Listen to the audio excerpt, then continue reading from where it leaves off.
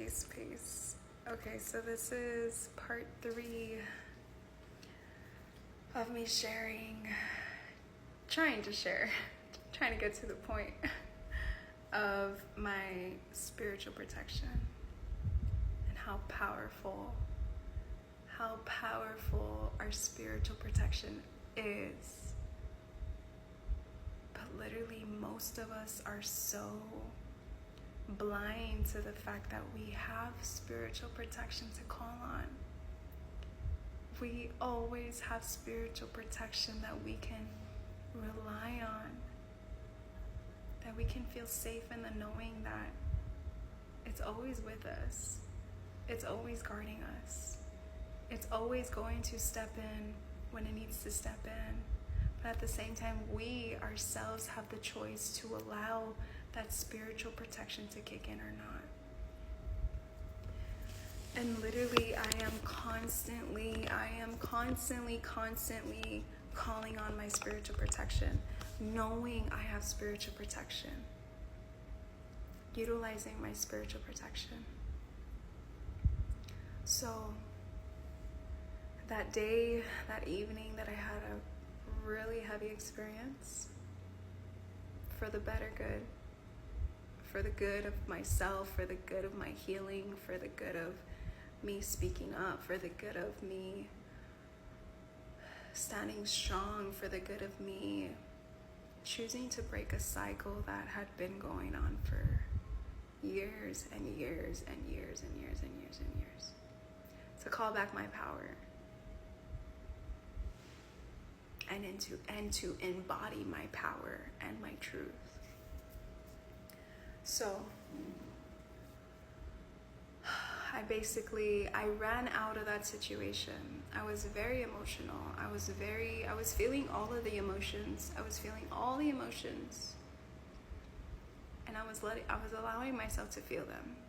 I was allowing myself to be vulnerable in my feelings of however I needed to feel, to let the emotions come through me and not trap them within me by not acknowledging them, by not pushing them away, and just feeling them out. So while this was all happening, while I'm being extremely emotional, I had been outside trying to make a difficult decision on what to do. What was the I don't even know what to say. What was the right thing to do? What was the most aligned thing to do? That's what I was trying to figure out. What was the most aligned thing to do? Not only but for me, but for that other energy. And so in this moment of me trying to allow Source to guide me to know what to do, at that same time, my mom had found out what had happened, and she had FaceTimed me, and so she had been on FaceTime with me, listening to what was going on, and she was right there, knowing what had happened, on my phone, on FaceTime. And in that very moment that she told me, she named 2 of my friends. She said, call this person or call this person and tell them to go and be with you, because I was here by myself. Not only that, I forgot. When I had ran out of the house, a neighbor that I hardly see, I didn't even really know which one was the neighbor or not, she comes out and she takes me into her home so that I can be safe. 444. That alone was such a sense of safety for me, knowing that Source was keeping me safe. Source had someone come outside to find me, to make sure that I was okay, and to take me and walk me into their home. Meanwhile, I waited for the cops to get here. Meanwhile, I was waiting, she had me in her home, safe, making sure I was okay. And I was a mess. I was emotional. I was crying. I was crying a lot. I feel like I was releasing so much emotions within myself that I had not released since I was a little girl. Because of this cycle that had just renewed itself again, that had just made its way into my life again. 555 for all these changes that I needed to go through so that I can grow, so that I can release everything that I had been carrying for so long. So that was one right there where a neighbor literally came out to find me, to take me into her home and keep me safe. So after the cops got here and I was outside, I didn't even want to say the cops, but whatever. Like, I really didn't want to give so many details, but I guess it's a part of the story.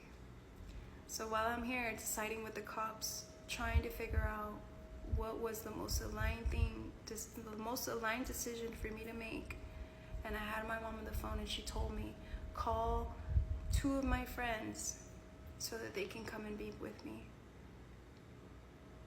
In that very moment, I am looking down the street. It's already dark. I'm looking down the street and I'm seeing 2 girls walking. Mind you, one of my friends had just told me a few days before that she had showed me where she lived. My friend literally lives at the corner of my place. At the corner, literally at the corner. If I step outside, I can see her place. So I'm seeing these 2 girls walking, and having that in my mind, I'm like literally squinting, like, oh my gosh, is that Jesse and Wala? Is that them? Like, is that them? Please let it be them. I was literally praying to Source, like, can you please let it be them? Let it be them. And I can't see still. I'm still observing. And finally, when they get close enough, I see that it's my friends. And one of my friends that I adore so much, like, I adore her so much. She has such a beautiful, gentle, I feel so safe in her energy. And she literally walked right up to me. She said that they were just about to go and walk this street, which is a main street that we basically live on, where there's a bunch of restaurants, and they were gonna go and see if they found some food. And that's when they were seeing the lights of the cops, and they were like, wait, is that Cyndii's place? Like, that looks like that's Cyndii's place. So that's why they decided to walk over here. And they couldn't tell if it was me either. And my friend Jessie was like literally saying that she was saying, like, I hope it's not Cyndiii, because like, what's happening, you know? They were hoping it wasn't me. I was hoping it was them, because it was me. And like,